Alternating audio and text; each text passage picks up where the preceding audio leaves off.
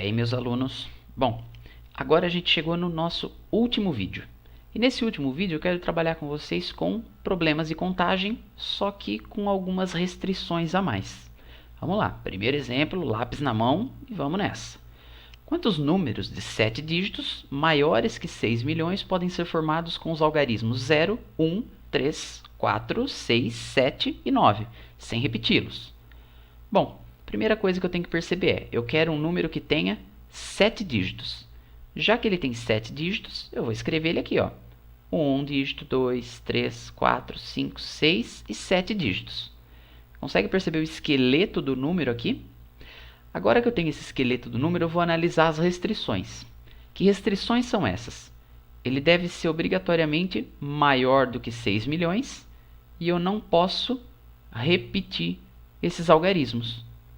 Então tá, já que ele tem que ser maior do que 6 milhões, o que é que pode aparecer na primeira casa? Se ele tem que ser maior do que 6 milhões, eu só posso ter o 6, 7 ou o 9. Então 6, 7 ou 9. São as únicas possibilidades para essa primeira casa. Então eu tenho aqui 3 possibilidades.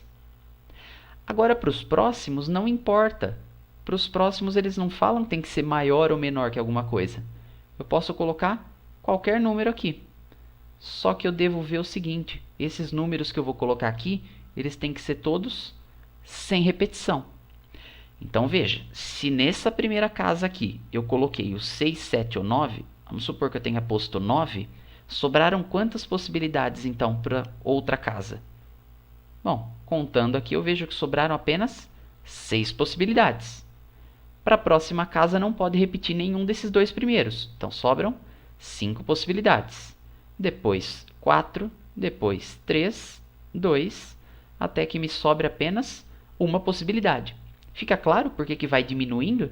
Porque eu não posso repetir os números. Com o princípio multiplicativo, eu vou lá e multiplico essas possibilidades.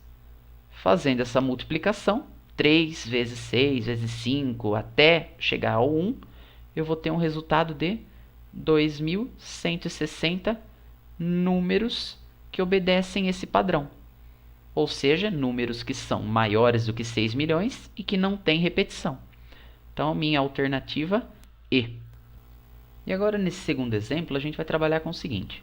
Quantos números naturais pares de 4 algarismos distintos podem ser formados com os dígitos 1, 2, 3, 5, 7 e 9? Bom, quando eu falo para você que esses números têm que ser pares e com algarismos distintos, eu estou com duas restrições. Como é que é um número de 4 algarismos distintos? Bom, ele vai ter lá um primeiro dígito, um segundo, terceiro e um quarto dígito. O que eu não posso ter ou o que eu posso ter? Vamos ver o que eu posso e não posso. Como ele fala que tem que ser um número par, é uma primeira restrição. Começa por ela. Eu tenho restrição exatamente aqui, ó, nessa última casa. Como é que eu sei que um número é par ou ímpar? Só de olhar para a última casa, se o número terminar em número par, ele é par. Se terminar em ímpar, é ímpar. Pelos dígitos que eu tenho disponíveis aqui, qual que é o único que eu posso colocar aqui que seja par? O 2. Como tem que ser o número 2, eu tenho apenas uma possibilidade para essa última casa. Não tem nenhum outro número par ali no meio.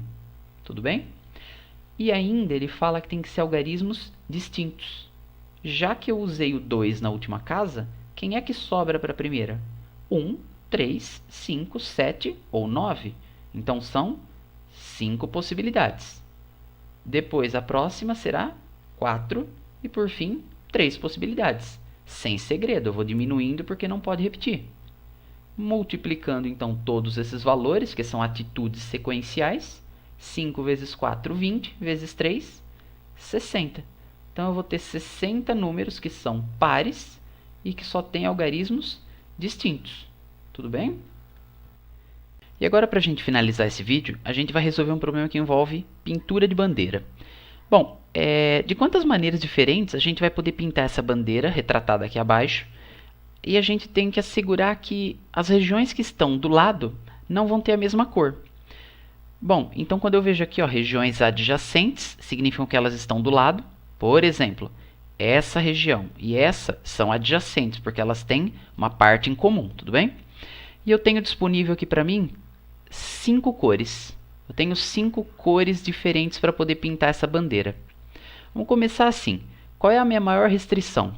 A minha maior restrição vai ser essa região grandona aqui, ó. Vou chamar de R1, que ela está em contato com todas as outras. E a partir dela, as outras ficam mais fáceis, ó. R2, R3 e a R4. O que eu sei, então? Eu tenho 4 escolhas diferentes para tomar. Para a região 1, para a região 2, para a região 3 e até a região 4. Para eu pintar a região 1, de quantas maneiras diferentes eu posso fazer isso? Bom, a região 1, eu estou começando por ela. Então, eu tenho qualquer possibilidade, qualquer uma das 5 eu posso usar. Vamos supor que eu tenha usado a cor azul. Se eu usei azul, para a região 2 eu não posso usar de novo azul. Então, sobram apenas 4 possibilidades. Ou vermelho, amarelo, verde ou roxo. Vamos supor que tenha sido o vermelho. Vou colocar VM de vermelho. Já que eu escolhi a vermelha, para pintar a região 3, não pode ser nem azul, nem a vermelha. Então, sobram a roxa, verde ou amarela.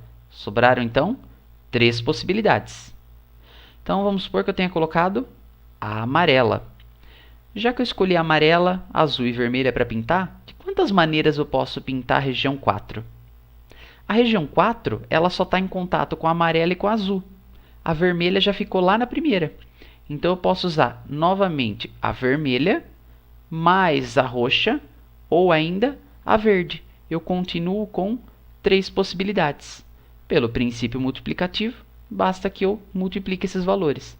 5 vezes 4, 20, vezes 3, 60, vezes 3, 180. Então, eu vou ter 180 maneiras diferentes de pintar essa bandeira. E com isso, eu espero que vocês tenham entendido bem o que é contagem, análise combinatória e a utilidade dela para que você aplique aí no que você precisar na sua vida. Um abraço e até o próximo vídeo.